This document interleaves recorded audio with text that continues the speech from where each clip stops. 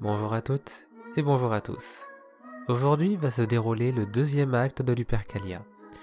Enfin, disons plutôt qu'on va parler des origines de notre cher Lucius. Ainsi, vous pourrez... Hein? Qu'est-ce qu'il y a, Andromaque? Qu'est-ce que tu fais là? Tu veux que je lise ça? Bon, voyons voir. Merci de nous avoir suivis jusqu'ici. Pour vous remercier, nous avons sorti une démo du jeu. Hein? Quoi? Un jeu? De quoi tu parles? Ellie! Désagréable en plus. Un visual novel. L'antre distordu, le culte des banshees. Attends, quoi? L'antre distordu? Le culte des banshees? Mais c'est notre histoire ça!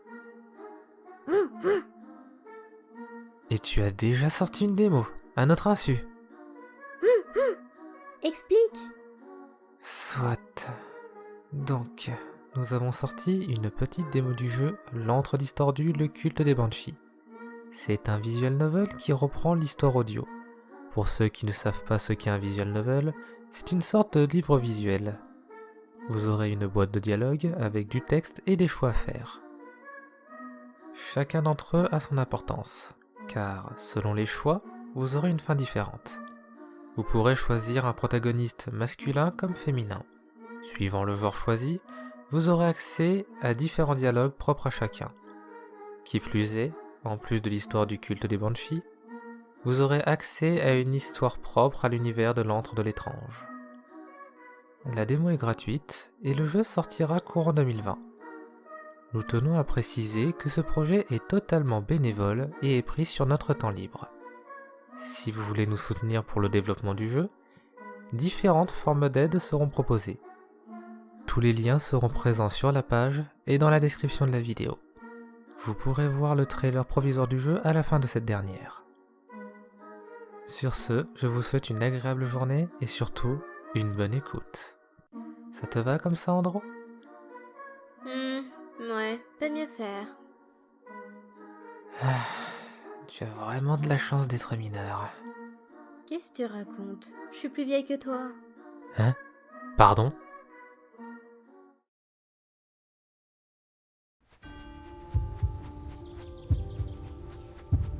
Elle courait, encore et encore. Ses poumons brûlaient comme les torches de ses propriétaires qui la poursuivaient. Elle n'avait pas le choix. Qu'importe la douleur qu'elle ressentait, qu'importe le sang et le nombre croissant de coupures sous ses pieds d'enfant, elle était obligée de partir le plus loin possible si elle voulait éviter de perdre la vie. J'ai mal. Mes jambes sont lourdes. Ça brûle. Laissez-moi. Je ne veux pas revenir. Pensait-elle. Je ne veux pas faire ce qu'il me demande.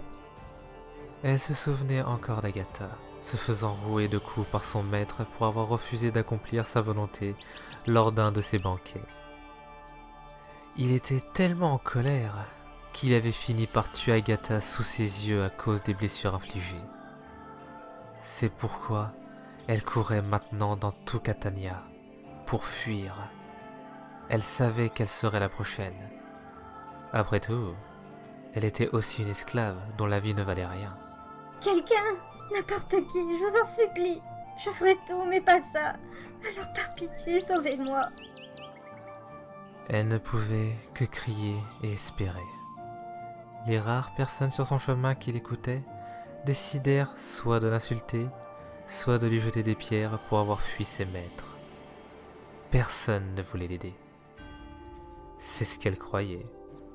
Pourtant, ses prières avaient été entendues sans qu'elle ne le sache.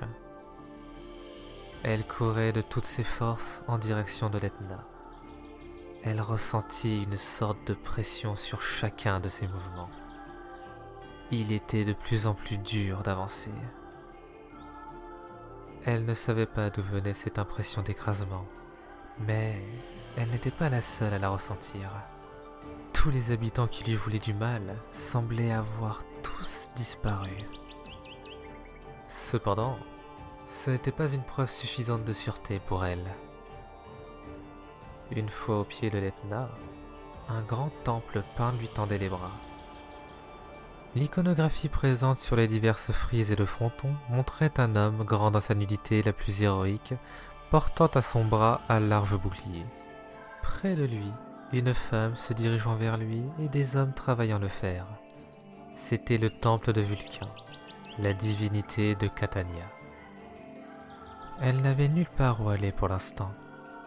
Elle entra lentement dans le prono où de larges braseros éclairaient la pièce. Elle se dirigea rapidement devant un gigantesque ronde-bosse représentant le maître forgeron. Elle n'avait aucune offrande à lui faire, si ce n'est que sa bonne foi. Oh, grande divinité souterraine, je vous prie de m'excuser de mon habit et de n'avoir rien à vous apporter. Je vous prie de me donner votre protection contre mes maîtres qui en veulent à ma vie. Elle resta agenouillée en silence, en espérant que sa prière soit entendue. Elle attendait un signe, n'importe lequel. Tu es bien arrogante pour me faire une telle demande alors que tu n'es qu'une esclave. La salle gagnait en chaleur. Une étrange fumée opaque dansait dans la pièce. Était-ce une odeur de charbon ? Elle ne le savait pas. Mais elle n'osait pas lever la tête.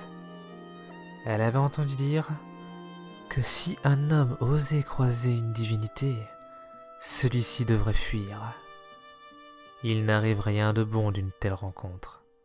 Cependant, cette divinité, aussi effrayante soit-elle, avait pris le temps de lui répondre. D'où viens-tu ? Je viens de Gaule. Une Gauloise ? Et tu oses demander de l'aide ? Ne sais-tu pas que la religion romaine est faite à Rome pour les Romains, par des Romains ? Mais sans vouloir vous vexer, nous sommes loin de Rome. Personne ici ne possède le statut de citoyen romain et pourtant, ils vous vénèrent. Alors... N'as-tu donc pas peur, impudente ? Te rends-tu compte que tu me réponds ? Je suis désolée, je ne voulais pas vous manquer de respect. Vu que ce que tu dis n'est pas totalement faux, je vais laisser passer pour cette fois. Néanmoins, donne-moi une bonne raison d'aider une Gauloise. Je suis gauloise, il est vrai. Mais ma mère était citoyenne de Rome. Le statut de citoyen n'est transmis que par le père. Je n'ai donc au... S'il vous plaît, si j'en fais appel à vous et votre protection, c'est que je fais partie de vos fidèles. N'est-ce pas ce que vous recherchez ? Une fidèle qui n'est pas capable de convoquer correctement un dieu. Est cette même personne qui souille ce lieu sacré en y laissant son sang toucher le sol de mon temple. Je ne parle même pas de ton manque d'éducation. Et il faut dire que vous avez toujours été barbares, vous les Gaulois. Toi, petite insolente, je vais te montrer ce qu'il en coûte. Oh non. Ô grand Vulcain au marteau d'ébène, veuillez me pardonner de vous avoir importuné. Je ferai sacrifier 3 bœufs en votre honneur, accompagnés d'autres succulents mets et de bons vins. Je vous implore de me pardonner. Je voulais juste récupérer cette esclave et la châtier comme il se doit. Soit, tu es pardonné pour ton impudence, mais dis-moi, qu'a donc fait cette Gauloise ? Elle a fui sans raison la demeure de son maître. Inadmissible, n'est-il pas ? Alors que nous les nourrissons, nous les laissons vivre et partager la gloire de Rome. Mensonge ! Vous avez tué Agatha après l'avoir forcée à faire des choses immondes et immoraux avec toutes ces personnes. Vous avez prévu le même sort pour moi à votre prochain banquet. Pourtant, n'est-ce pas une agréable fin ? Un trône de rose, revêtu d'un long drap de satin rose, apparut à travers toute l'opaque fumée, laissant entrevoir une magnifique beauté assise dessus. Une femme aux formes généreuses, à la longue chevelure blonde, habillée d'un drapé mouillé. Ça ne pouvait être que la délicieuse Vénus qui rejoignait son mari. Verena n'avait toujours pas osé lever la tête, mais tout son corps tremblait, non pas de peur, mais de colère. En quoi cela aurait pu être agréable pour elle ? Elle ne comprenait pas. Mon enfant, tu n'es qu'une esclave. Tu devrais écouter ton maître. Tu lui dois tant. Je suis d'avis à ce que cet honnête homme récupère son bien. Je vous en suis éternellement reconnaissant, ô grande déesse. Voyons, mon aimé, Je ne me souviens pas t'avoir demandé de m'aider dans cette affaire. Mais je m'ennuyais dans mon temple. Tu me vois de moins en moins. Surtout que tu es d'accord avec moi. Elle ne mérite pas tes grâces. Ne commence pas, Vénus. Tu sais très bien pourquoi. Vraiment? Car j'ai bien plus de fidèles? Que mon temple a gagné en popularité alors que le tien est de plus en plus laissé à l'abandon? Assez. Retourne donc te pavaner avec tes amants et laisse-moi tranquille. Soit. La déesse ainsi que son trône disparut comme ils étaient venus. Quant à toi, retourne donc à ta demeure. Tu as bien d'autres esclaves. Que voulez-vous dire? Je ne peux récupérer mon esclave? Es-tu donc sourd? Je t'ai dit de partir. C'est un ordre. Ou alors tu souhaites connaître ma fureur. Non, non, bien sûr que non. Veuillez m'excuser, ô grand Vulcain. Quand vas-tu enfin lever la tête? Tu disais être une de mes fidèles, non? Alors tu auras ma protection. Je vous remercie, ô grande divinité. Tu n'as nulle part où aller? Alors tu deviendras une prêtresse de mon temple. En échange, tu auras ma protection. Quoi? Mais je n'ai pas l'étoffe d'une prêtresse. Tu refuses? Non, bien entendu, j'accepte. Juste, que dois-je faire? Tu dois pour commencer te changer. Ensuite, tu devras garder le temple propre, avant d'aider les différents artisans qui pourraient te demander de l'aide. À peine celui-ci finit sa phrase, qu'il disparut pour laisser Verena seule dans le temple, avec une longue tunique rouge à ses pieds, ainsi qu'un récipient rempli d'eau avec quelques bandages. Après s'être changée et s'être occupée de ses blessures, elle commença sa lourde tâche, aussi ingrate soit-elle. Il lui fallut 1 année avant de maîtriser son travail de prêtresse. Il n'y avait que peu de personnes qui travaillaient dans son temple. C'est à l'âge de 16 ans qu'elle avait eu pour la première fois la visite de Vulcain dans son temple. Il avait l'habitude de travailler pour les grands héros en leur forgeant des armes et armures de légende jusqu'à en être débordé. Mais plus le temps passait, moins de monde faisait appel à ses services. Ô grand dieu souterrain Vulcain, pourquoi de moins en moins de personnes visitent votre temple? Plus personne n'a besoin de moi. Tout le monde préfère les nouvelles divinités suite aux grandes batailles remportées. De plus, Vénus s'amuse elle aussi à détruire la réputation de mon temple. Pourquoi faire ça alors que vous êtes son mari? Dis-moi, que sommes-nous pour toi, ma chère Verena? Des divinités? Il est vrai, mais nous sommes bien plus et surtout plus complexes. Nous sommes comme les dirigeants de ce monde. Nous nous battons pour chaque parcelle de pouvoir que nous pourrions posséder. Sais-tu pourquoi? Pour battre Jupiter? Au grand jamais. Juste, nous ne voulons devenir des dieux oubliés. Plus nous avons de fidèles, plus nous avons de pouvoir, que ça soit ici ou chez les dieux. Si nous n'avons plus rien, alors nous tomberons, comme tant d'autres. Plus de pouvoir, plus de poids dans les décisions divines. Nous ne serons plus rien. Si au contraire nous sommes adulés, alors en récompense nous pourrons goûter encore une fois à l'ambroisie auprès de Jupiter et voir notre pouvoir se renforcer. Mais votre lien de mariage ne devrait pas battre cette histoire de concurrence? Ce lien n'est pas aussi puissant que tu ne le penses, Verena. Vénus apprécie grandement l'affection d'autres dieux et humains. Il en va de même pour moi. Notre engagement remonte à tellement longtemps qu'il ne veut plus rien dire pour nous. Verena aurait pu faire comme si elle n'entendait rien et retourner à son travail. Mais il l'avait sauvée. Certes pour contredire sa femme, mais depuis, elle avait goûté à bien plus de liberté que n'importe qui. C'est pourquoi elle eut un pincement au cœur. C'était un dieu en déclin. Je vous soutiendrai plus que n'importe qui.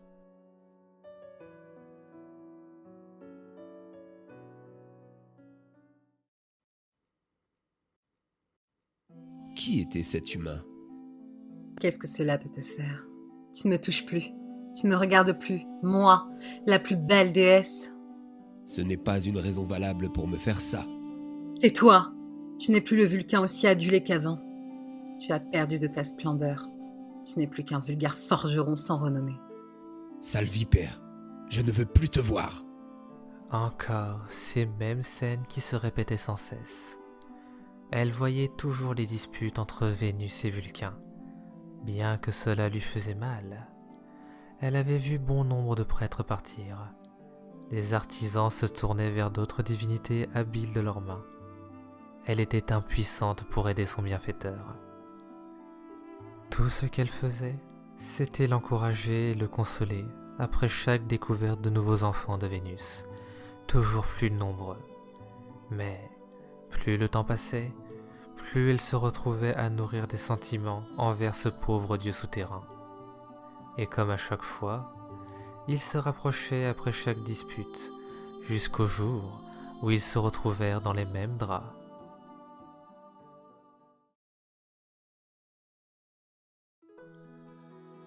Verena avait maintenant 18 ans, et elle ne pouvait tromper personne avec son ventre rond. Vulcain avait été le premier prévenu. Quand bien même il perdait en fidèle, il avait maintenant un nouvel enfant qui grandissait lentement dans le ventre de Verena. Il faut le cacher. Pourquoi cela? Si elle l'apprend, elle pourrait lui faire du mal. Pourquoi lui faire du mal? Je ne savais pas Vénus si jalouse.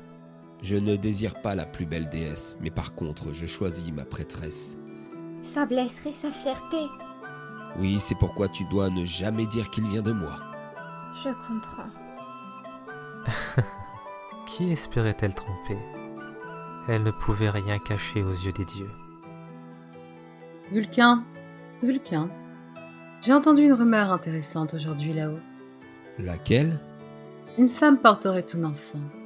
Qui est-elle? Tu dois te tromper, Vénus. Je n'ai personne comme cela à part toi. Tu avais déjà dit ça autrefois. Je sais que tu me mens. Je trouverai cette femme, sois-en sûr. C'était une course contre la montre. Vulcain avait beau cacher Verena, il savait qu'elle finirait tôt ou tard par découvrir la vérité si elle ne mettait pas au monde rapidement son enfant.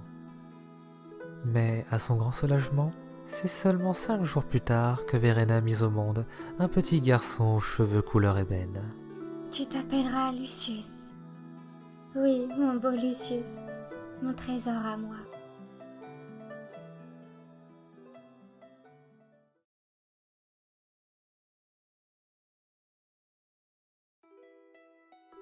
Vulcain, tu as de la chance que ta femme n'ait pas encore trouvé Verena. Mais que comptes-tu faire maintenant? Elle n'abandonnera pas aussi facilement. Je le sais, ma très chère amie, je le sais. Et ils sont tous les deux en danger. Dis-moi, Vesta, il te serait possible de protéger Verena? Quoi? Que veux-tu dire par là? Pourrais-tu prendre Verena comme vestable? C'est absurde, toutes mes filles ont fait vœu de chaste. Oh, c'est pour ça que tu veux l'envoyer chez moi. Oui, je t'en prie, elle ne pourra la soupçonner. Tu sais que si tu fais ça, tu vas encore perdre de ton influence là-haut et ici-bas. Elle fait partie des dernières prêtresses de ton principal temple. Es-tu sûr de toi? Vouloir faire tout ça pour une humaine? J'en prends le risque. Soit. Mais pour Lucius? Je vais demander à Mercure. Mercure? Pourquoi lui? C'est un dieu qui a beaucoup à faire avec les voyageurs et bandits. Il n'est pas rare pour lui de tomber sur des enfants abandonnés. Il n'aura qu'à dire qu'il s'ennuyait et qu'il était tombé sur un enfant. Ou alors qu'il a eu une aventure avec une voyageuse. Ce n'est pas un fait rare. Tu te rends compte que tu vas lui priver d'une mère et de son père? Est-ce vraiment une bonne chose? Si ça lui permet de vivre, alors oui. Soit. Je vais prévenir sa mère. Nous partons pour Rome sans plus tarder. Je te souhaite bonne chance, Vulcain. Au revoir, mon ami. Je t'en remercie encore, Vesta. Prends soin d'elle.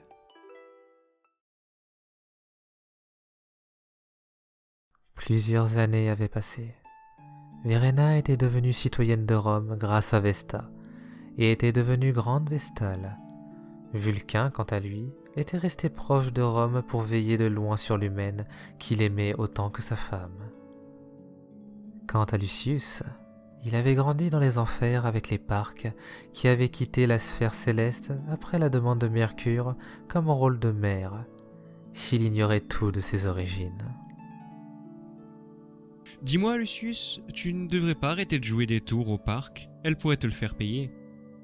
J'y peux rien si j'ai rien d'autre à faire. Tu t'amuses à cacher encore et encore leurs outils pour tisser le destin des hommes. À cause de ça, il y a eu beaucoup de problèmes chez les humains. Comment pourrais-je le savoir si je suis enfermé ici? Quelle chance tu as, toi, d'être un dieu psychopompe. Tu peux voyager autant que tu veux, en laissant ton fils mourir d'ennui. Normal, tu serais capable de te volatiliser en me laissant une illusion de toi. Faut bien que je te cause problème, comme tout bon enfant, non? Quel horrible fils tu fais. Ne peux-tu pas aider les parcs pour éviter les ennuis? Je suis obligé. Ok, j'ai compris. J'y vais pendant que toi tu vas t'amuser seul, en m'abandonnant avec les 3 séniles. Ne sois pas si cruel, je reviens vite, et j'irai te chercher un cadeau si tu es sage, bien que cela m'étonnerait. Lucius était quelqu'un de très taquin et s'amusait souvent à jouer quelques tours depuis qu'il avait compris comment utiliser des illusions. Nona, Decima, Morta, vous faites quoi? Aucune réponse ne lui parvient. Les 3 sœurs étaient bien trop absorbées par une destinée bien précise. Alors, par curiosité, Lucius s'approcha d'elle pour en savoir plus. C'est quoi? Un nouveau héros? Si je me souviens bien, vous n'en avez pas eu depuis un bon moment. Lucius toucha le fil qui intéressait tant ses mères.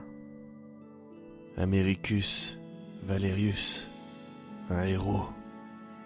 D'un coup, les 3 femmes enlevèrent la main du jeune homme avec stupeur. Quoi?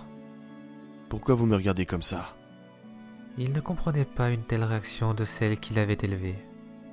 Il n'avait jamais vu cela auparavant. Pourquoi vous êtes si silencieuse? J'ai fait quelque chose de mal? Tu ne dois pas regarder cette destinée, Lucius.